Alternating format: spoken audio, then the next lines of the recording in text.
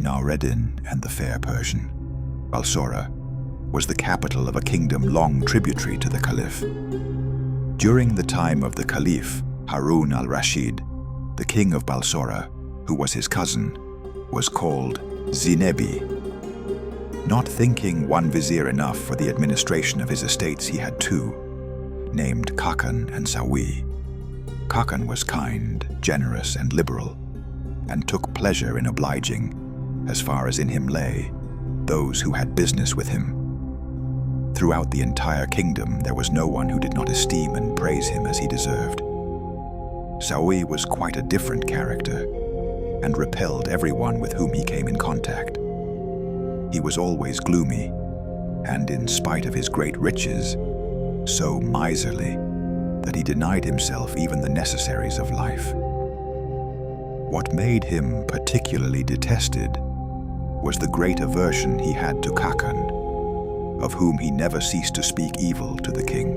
One day, while the king amused himself talking with his two viziers and other members of the council, the conversation turned on female slaves. While some declared that it sufficed for a slave to be beautiful, others, and Khakan was among the number, maintained that beauty alone was not enough, but that it must be accompanied by wit, wisdom, modesty, and, if possible, knowledge.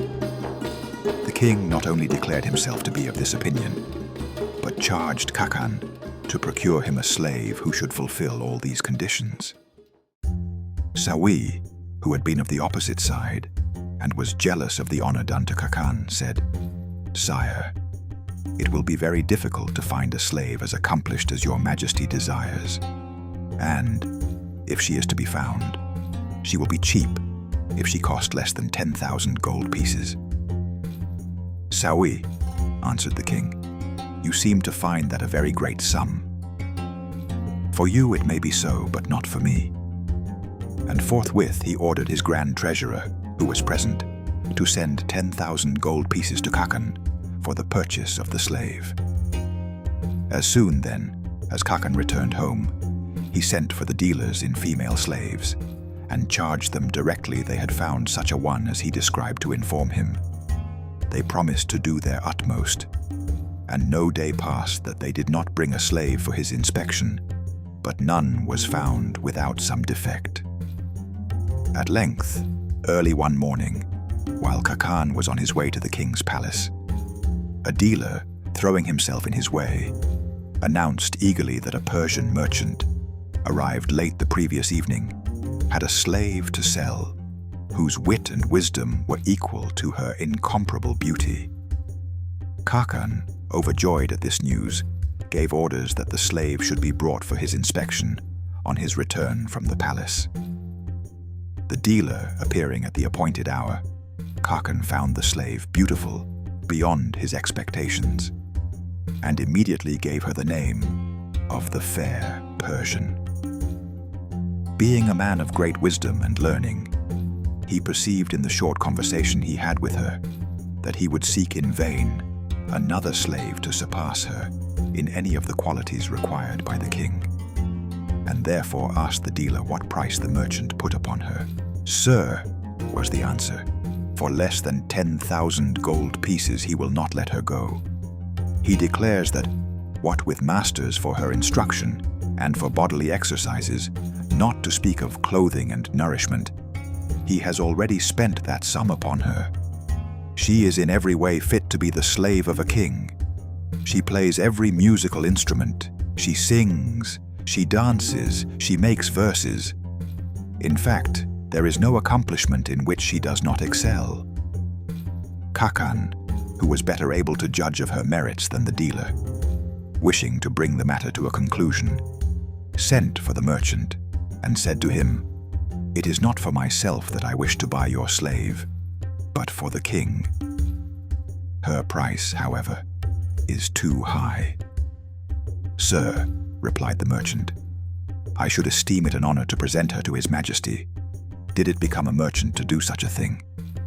I ask no more than the sum it has cost me to make her such as she is."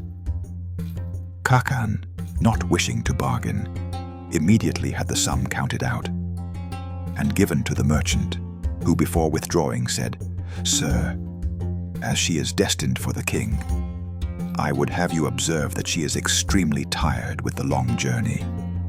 And before presenting her to His Majesty, you would do well to keep her a fortnight in your own house, and to see that a little care is bestowed upon her. The sun has tanned her complexion, but when she has been 2 or 3 times to the bath, and is fittingly dressed, you will see how much her beauty will be increased." Khakan thanked the merchant for his advice and determined to follow it.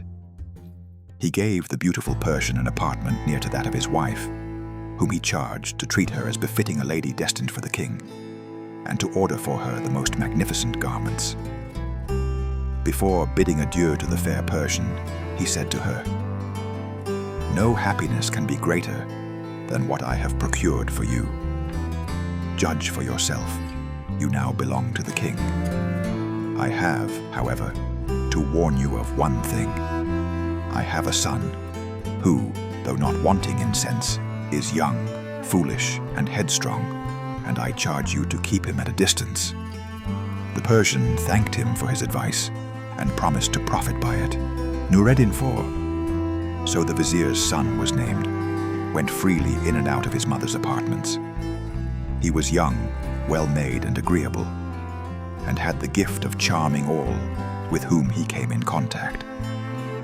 As soon as he saw the beautiful Persian, though aware that she was destined for the king, he let himself be carried away by her charms, and determined at once to use every means in his power to retain her for himself.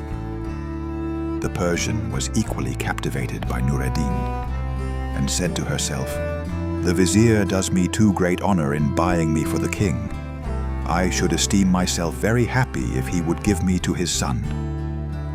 Noureddin availed himself of every opportunity to gaze upon her beauty, to talk and laugh with her, and never would have left her side if his mother had not forced him. Some time having elapsed on account of the long journey, since the beautiful Persian had been to the bath, 5 or 6 days after her purchase, the vizier's wife gave orders that the bath should be heated for her, and that her own female slaves should attend her there, and afterwards should array her in a magnificent dress that had been prepared for her.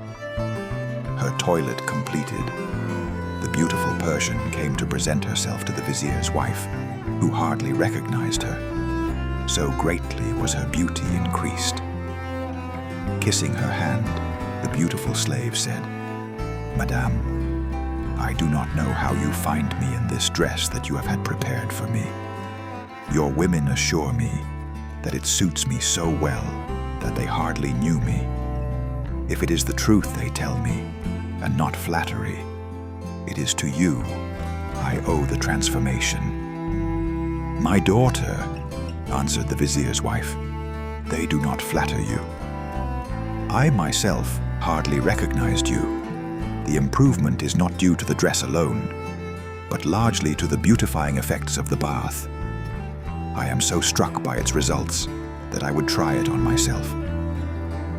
Acting forthwith on this decision, she ordered 2 little slaves during her absence to watch over the beautiful Persian, and not to allow Noureddin to enter should he come. She had no sooner gone than he arrived, and not finding his mother in her apartment, would have sought her in that of the Persian. The 2 little slaves barred the entrance, saying that his mother had given orders that he was not to be admitted. Taking each by an arm, he put them out of the anteroom and shut the door. Then they rushed to the bath, informing their mistress with shrieks and tears that Noureddin had driven them away by force and gone in. This news caused great consternation to the lady, who, dressing herself as quickly as possible, hastened to the apartment of the fair Persian, to find that Noureddin had already gone out. Much astonished to see the vizier's wife enter in tears, the Persian asked what misfortune had happened.